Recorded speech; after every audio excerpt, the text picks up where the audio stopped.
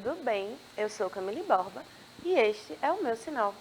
Como vocês estão hoje? Espero que muito bem, oitavo ano, porque eu serei a professora de vocês de língua portuguesa de hoje, tá certo? Como vocês sabem, eu nunca, absolutamente nunca, ando sozinha. E hoje quem faz a nossa tradução para Libras é Karen. Bem-vinda, Karen. Espero que você goste da nossa aula de hoje. E como vocês sabem, a tradução para Libras tem o objetivo de tornar nossas aulas mais acessíveis. E pensando em acessibilidade, eu também vou me autodescrever, tá?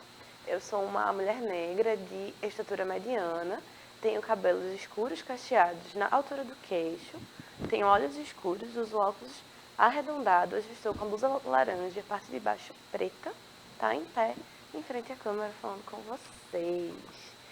E como vocês sabem, nossas aulas estão disponíveis no nosso canal do YouTube Educa Recife e também no nosso aplicativo Educa Recife, que vocês podem baixar tanto pelo QR Code na tela, quanto pelas lojas de aplicativo. E a grande novidade do nosso aplicativo é justamente o quê? O chat, que é a nossa ferramenta interacional. E hoje quem faz nosso chat é a minha, sua, nossa queridíssima professora de língua portuguesa, Viviane Santos. Bem-vinda, professora! Olá, Camille, olá, oitavo ano, como é que vocês estão aí na casa de vocês, na escola, onde vocês estiverem, né? A gente já está aqui prontinhos e conectadas. Eu, assim como a professora Camille, vou me autodescrever também para quem está em casa. Eu sou uma mulher negra de cabelos escuros, cacheados, curtinhos. Tenho olhos escuros, uso óculos arredondado. Estou aqui sentada atrás de uma mesa redonda com o computador à minha frente. E hoje eu visto uma blusa laranja. E você que está em casa pode participar, deve participar da nossa aula, né, professora Camille? Pelo Exatamente. app do Educa Recife. Então faz o login com o seu número de matrícula e com a sua data de nascimento para conversar com a gente. Lembrando que qualquer dúvida vocês podem colocar, né, tanto no chat quanto nos comentários do nosso canal, porque às vezes vocês não conseguem assistir a aula ao mesmo tempo, né? Então vocês podem ir lá no YouTube. E hoje a gente vai falar sobre o Dia da Consciência Negra, né, que acontece dia 20 de novembro. Então vamos conhecer um pouquinho sobre esse dia e o porquê dele existir, o que ele significa. Também falar um pouquinho sobre alguns estereótipos racistas, né, que ainda repercutem na nossa cultura. Então, ó, Dia da Consciência Negra. Ó, o Dia Nacional do Zumbi e da Consciência Negra, celebrado em 20 de novembro, foi instituído oficialmente pela Lei nº 12.519, de 10 de novembro de 2011. A data faz referência à morte de Zumbi, o então líder do Quilombo dos Palmares, situado entre os estados de Alagoas e Pernambuco, na região nordeste do Brasil. Quilombo seria justamente um assentamento, né?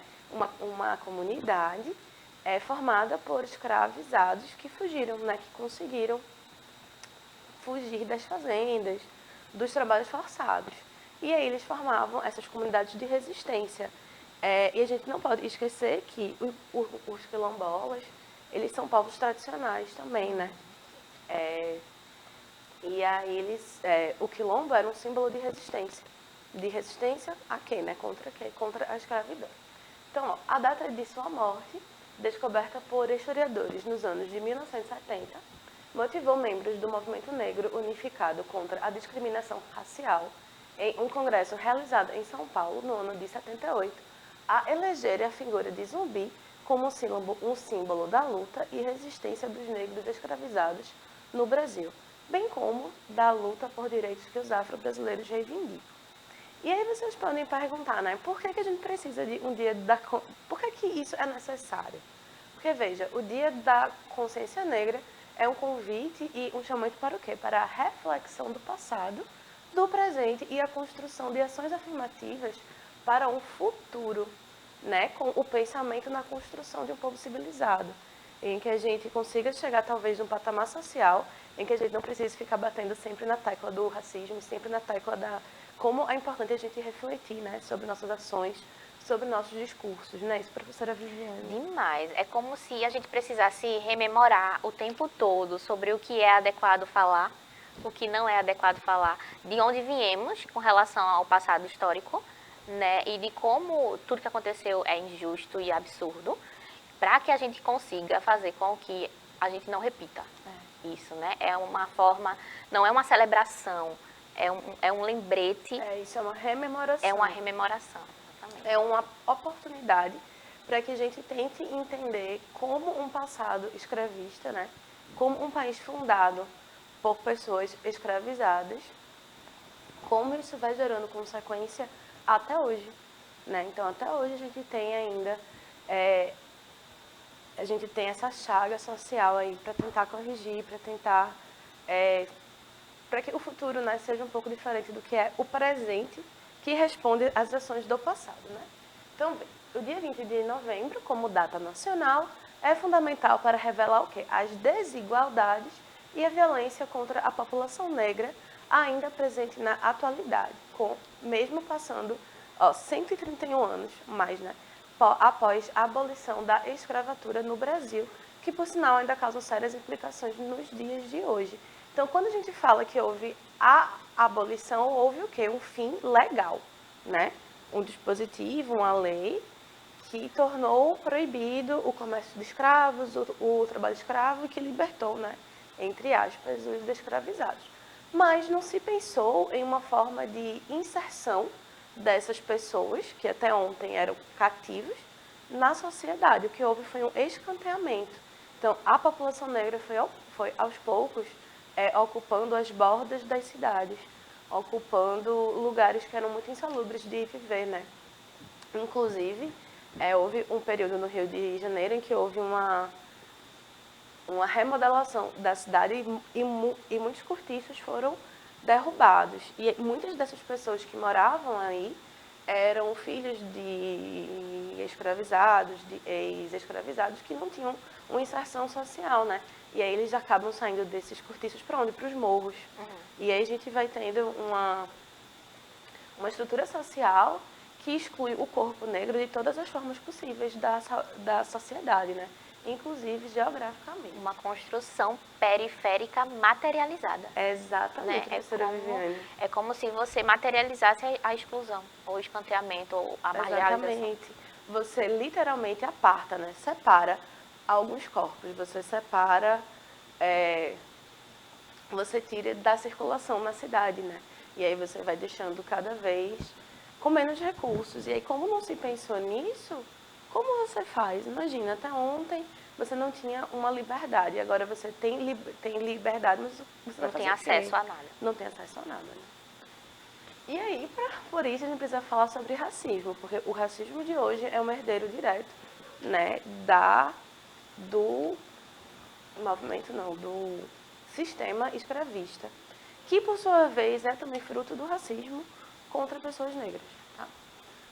E aí, antes de falar de racismo, seria interessante que a gente diferenciasse, né, o que é racismo, o que é discriminação e o que é preconceito.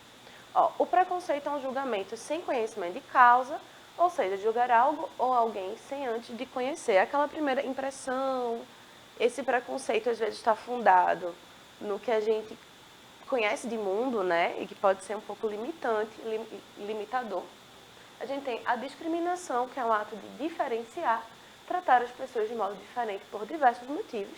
E aí a gente tem o racismo, que inclusive é crime, que é uma forma de preconceito ou discriminação motivada pela cor de pele ou de origem étnica.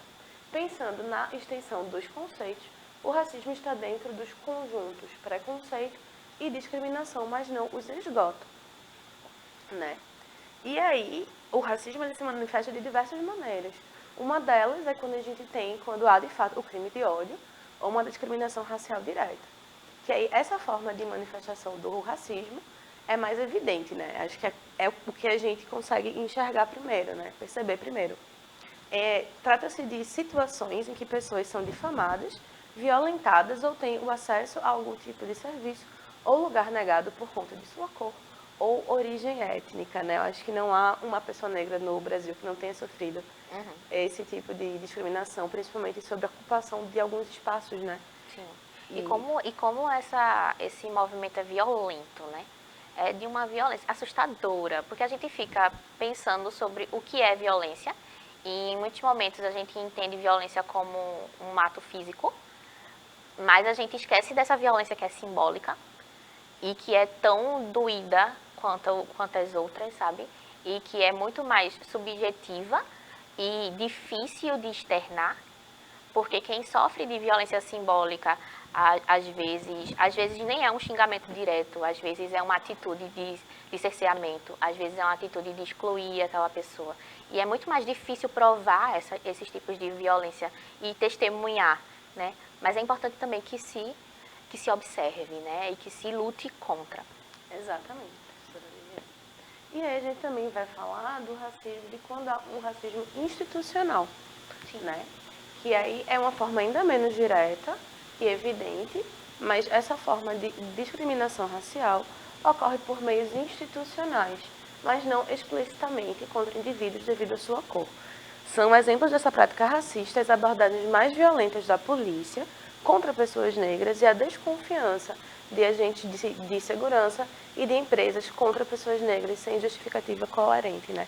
É aquele perseguir dentro de uma loja, de constranger, de avisar, por exemplo, que pedir para olhar a bolsa, tudo isso são atos racistas, né, que derivam desse racismo institucional.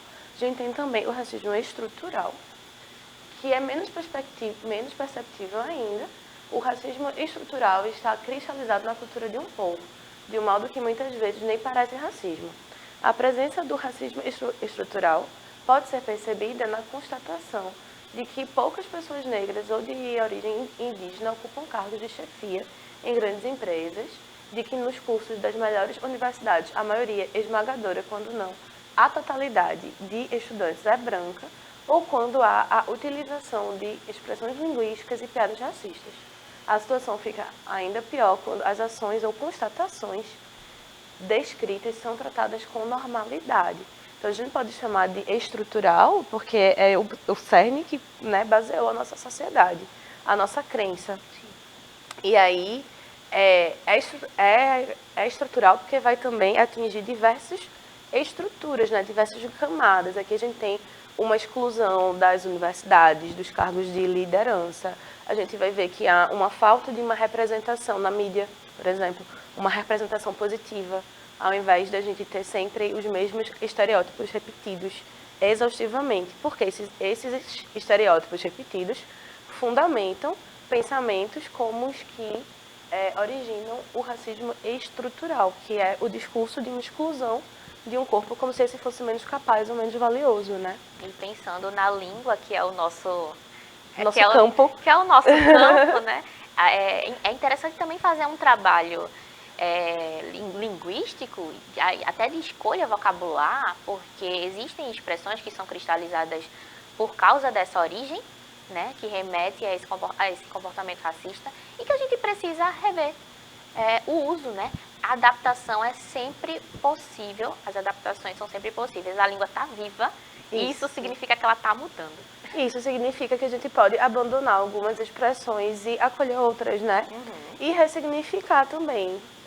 É um trabalho, gente, é um trabalho constante. Por quê? Porque a gente nasce, cresce e morre em uma sociedade que é extremamente racista e que se baseou em diversas dessas políticas, né, de segregação para a manutenção de certos poderes. Então, quanto mais a gente se questiona, a gente está progredindo, né, enquanto sociedade.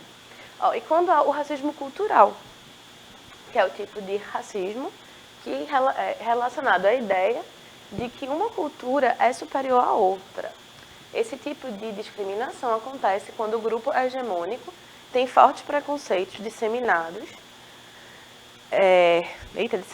sobre os aspectos culturais do grupo vitimizado, não só sobre a sua cor ou etnia, mas também sobre sua religião, sobre suas tradições, costumes, língua, entre outros, inclusive a culinária, né?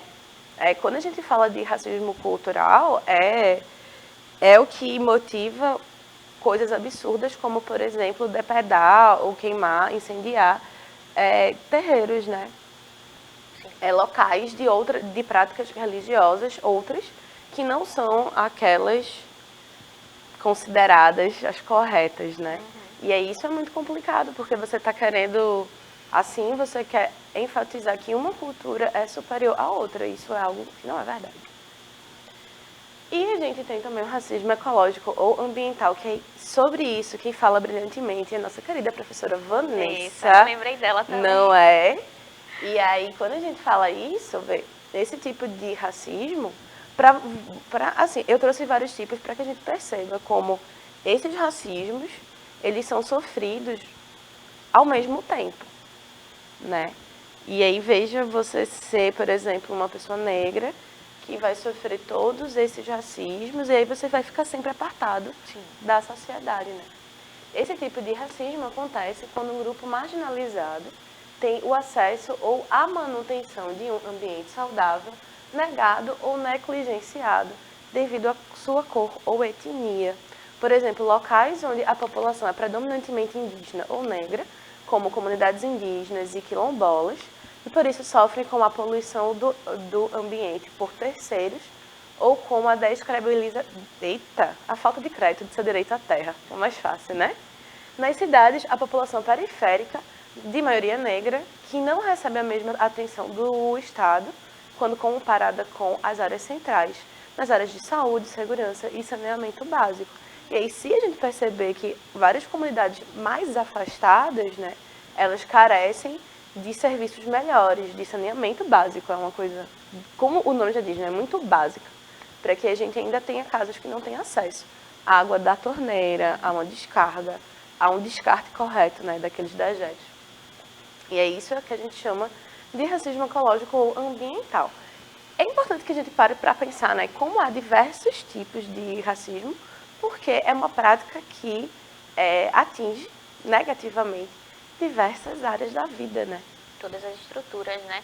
E uma pessoa que sofre esse racismo, esses diversos tipos de racismo, ela acaba presa nessa narrativa. Isso. E a gente também não pode limitar ao corpo negro a narrativa do racismo apenas. A gente precisa também entender que ele ou ela é subjetivo humano e que isso demanda várias narrativas também. Isso. Mas é importante que a gente entenda que até a gente estava falando sobre a parte periférica, de se criar estruturas periféricas na cidade para marginalizar essas pessoas, né? Ou seja, colocar na margem. E aí você nega também o saneamento básico. Aí já tem dois tipos de racismo em cima dessa estrutura e desse fato. Então é muito complexo, né? É muito complexo e é todo um sistema pensado em um escanteamento, né? Em um cerceamento, em que você excluir mesmo esses corpos. Aí a gente também tem o racismo recreativo, que aí é bastante complicado e a gente continua vendo isso até hoje. A gente está em pleno 2022, né? A gente ainda vê. Ó. É o racismo presente no entretenimento, geralmente associado ao humor. Trata-se de expressões de racismo que tendem a ser desvalorizadas pela sociedade porque são feitas ou ditas em momentos de descontração e divertimento. O racismo recreativo afirma ideias estereotipadas e utiliza o grupo marginalizado como objeto de riso e desmoralização diante do grupo hegemônico. Está associado a shows de humor, programas de TV e filmes racistas ou uma contação de piadas entre colegas. Então, parece que é uma piada, é só um comentário engraçado. Mas não, é racismo também. Só que é um racismo para fazer outras pessoas rirem, né? Não a pessoa ofendida, porque essa vai sentir, mas fazer as outras pessoas rirem, por isso que a gente chama de racismo recreativo. Quando a gente tem, por exemplo, uma produção cultural que é repleta dos estereótipos que a gente vai ver ainda hoje, espero, a gente está tendo ali o racismo recreativo, que é você zombar mesmo, é você fazer piada. Isso também é violento e também é racismo, tá certo? A gente precisa ficar atenta a todas as formas. E aí, quando a gente fala de racismo, né, e principalmente o recreativo, a gente vai falar também de estereótipo, né, que é um tipo de padrão que a sociedade constrói, é um imaginário, é um padrão de pensamento, é um padrão imaginativo. É uma ideia pré-concebida que acaba colocando as pessoas ou grupos sociais em caixinhas, criando rótulos e ditando seus comportamentos e padronizando sua imagem de forma bem preconceituosa. E aí, o estereótipo é uma construção cultural. Isso quer dizer que crenças, costumes, os valores e os hábitos de uma sociedade contribuem para a construção dos estereótipos. Inclusive, é importante dizer que a perpetuação e a manutenção desses estereótipos, ele é essencial para que certas ideias continuem circulando como verdadeiras, tá? Então, se você tem a manutenção, por exemplo, do estereótipo da mulher negra sexualmente insaciável, você já tira diversas culpas, né, de alguns discursos. Então, essa manutenção de alguns estereótipos, eles servem para manter certos grupos no poder, né, e marginalizar outros. Então, por isso que, na maioria das vezes, ele atua de maneira inconsciente, porque a gente é construído dentro desse imaginário, né, dentro desses estereótipos. Estamos tão habituados a esse tipo de comportamento que muitas vezes o reproduzimos sem perceber. E aí, quantas vezes você já achou, por exemplo, estranho ver uma menina brincando de futebol ou um homem usando camisa rosa? Trouxe um outro exemplo aqui, que não o racial, para a gente perceber que até isso, quando a gente estranha um pouco, é por quê? Porque a gente vem de uma construção social em que é uma divisão de gêneros baseadas por cor. Só que o que as pessoas não sabem, por exemplo, da cor, é que na época vitoriana, azul era cor de menina e rosa era cor de menino. E aí, são valores culturais que mudam o tempo inteiro, né? E aí, esse modo de pensar traz uma carga de preconceito grande, porque faz inferências, né, no inconsciente. E aí a gente determina a pessoa que a gente acaba de conhecer partindo disso. E esses estereótipos também ganham forças no meio de comunicação. E aí eles acabam circulando em nossa sociedade por meio de discursos midiáticos e publicitários, além de estar depositado nos produtos culturais. E aí como é? Aí eu botei um negócio bem bonito, assim, um receptáculo do imaginário, ou seja, como os produtos culturais têm em si, né, esse imaginário, a ausência de representação e o modo como isso acontece nas mídias, televisão, cinema e literatura, por exemplo, tem impacto no modo como tal imaginário é construído e como ele circula. Sim.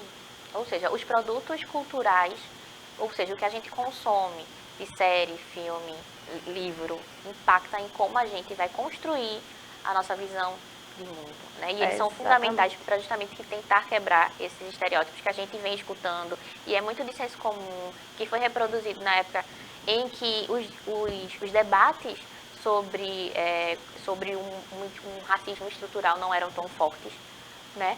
Então, a gente cresceu escutando muita coisa que a gente naturalizou como normal, mas que não são. E hoje, esse movimento feito por esses produtos culturais vem com muita força para quebrar tudo isso. E aí, eu bato bastante na tecla porque livros, músicas, cinema, teatro, eles são veículos dessas ideias, veículos dos nossos estereótipos, veículos das nossas crenças. E aí, assim, a gente consegue manipular a imagem, né? A gente consegue manipular o que se pensar de certas pessoas, de certos grupos, por meio dessas produções. Acabou que nessa aula falta um pouquinho, só 5 minutinhos, aí não vai dar pra gente trabalhar todos esses estereótipos racistas. Mas a gente pode pensar o porquê. Por que a gente tem ainda esses estereótipos? Associados às culturas, etnias e raças, desenvolvemos uma ideia pré-concebida sobre as pessoas e também sobre os lugares de onde elas vêm. Como, por exemplo, além de acreditar que a população africana passa fome, reproduzimos a ideia de que a África é um lugar consumido pela pobreza e, digo mais, há ainda um cultivo da ideia de que a África é apenas um país, não um continente. Sim. Então, o quanto de racismo não há nessa manutenção desse discurso, né? O quanto de racismo não há nessa tentativa de desmerecer, diminuir outras culturas. E aqui a gente tem a questão da escravidão, né? Que, historicamente, acometeu diversos povos e etnias e era prática corriqueira quando a gente fala em antiguidade. Roma, Grécia, Macedônia, Egito, todos esses povos, eles escravizaram, mas não havia uma motivação racial, que é justamente a novidade, entre aspas, do sistema escravista praticado pós-século XV, né, que foi justamente inserir esse caráter racial à justificativa de tal brutalidade, porque aí você teria um motivo para escravizar certos corpos. E aí, o que faz do corpo negro o herdeiro do racismo construído, alimentado e fundado no passado escravista é justamente sua impossibilidade de mesclar-se entre aqueles que os escravizaram. Quando há a abolição da escravatura, você facilmente consegue apontar os corpos que eram escravizados. Por quê? Porque havia um racismo, havia um preconceito racial na escolha, entre aspas, de quais corpos seriam aqueles forçados ao trabalho, né? Então, por isso que há ainda essa manutenção desse racismo ainda nessa ideia de que o corpo negro era um corpo escravizado e, portanto, vai continuamente sofrer discriminações, né? Com a ajuda de um projeto de manutenção das pessoas negras nesse lugar de ausência de poder, através do quê? Desse imaginário negativo. Então, você continua deixando essas pessoas à parte, né? Separadas. Através do imaginário negativo perpetuado culturalmente, até hoje submete o negro à condição de um ser humano sub-humano, ainda que de forma implícita. E aí eu queria terminar só com essa fala de Conceição Evaristo, que ela vai dizer, que ela vai falar como a ficção se ancora nas imagens ainda de um passado escravo. Então falta uma representação que não passe completamente, que não seja só desse corpo escravizado, desse corpo que só cumpria as funções da força, da procriação de novos corpos, de que é importante que a gente busque novas representações e que a gente enxergue certos corpos com naturalidade nos diversos espaços que temos na nossa sociedade, né? Para que a gente não limite o corpo negro sempre àquele lugar de subalternidade ou de corpos que sofrem e que têm somente dor para trazer como história, né? O poder da narrativa, de contar Isso. outras histórias, de preferência com muito poder, né? Olha, isso. Aí a gente tem ainda mais algumas coisas que a gente pode conversar na próxima aula, mas agora eu queria agradecer a vocês, porque a nossa aula está no final.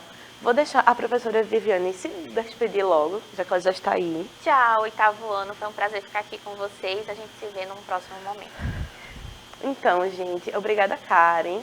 Obrigada à produção que faz com que as aulas cheguem até vocês. Aqui a gente tem as referências. Na próxima aula, pretendo continuar esse debate, porque, né, a gente precisa falar de racismo o tempo inteiro. E por que não aproveitar o mês da consciência negra para a gente aprofundar certos assuntos que são ainda chagas sociais, né, que ainda são bem complicados. Então foi um prazer estar aqui com vocês, gente. Um beijo e até a próxima.